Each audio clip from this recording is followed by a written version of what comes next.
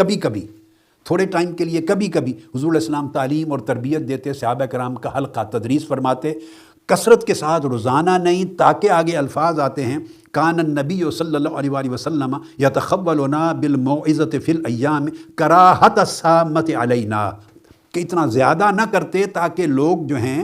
وہ کہیں بیزار نہ ہو جائیں، ان کی طبیعتوں پر بوجھ نہ آئے اور وہ بھاگ نہ جائیں، آسانی پیدا کرتے ہمارے لیے، دنوں کو مختص کرتے، تھوڑے تھوڑے دن، تھوڑے تھوڑے اوقات میں، تاکہ، اور حدیث کے جو لفظ ہیں چیپٹر امام بخاری نے قائم کیا، ما کان النبی صلی اللہ علیہ وآلہ وسلم یتخولہم بالموعظہ والعلم کی لا ینفروا،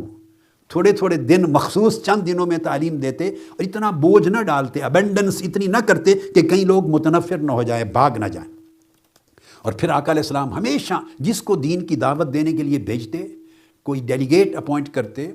پریچرز اپوائنٹ کرتے کہیں، تو ان کو فرماتے، انس حضرت انس روایت کرتے ہیں، قال یسروا ولا تعسروا وبشروا ولا تنفروا، جب جانا تو دین کو آسان کر کے پیش کرنا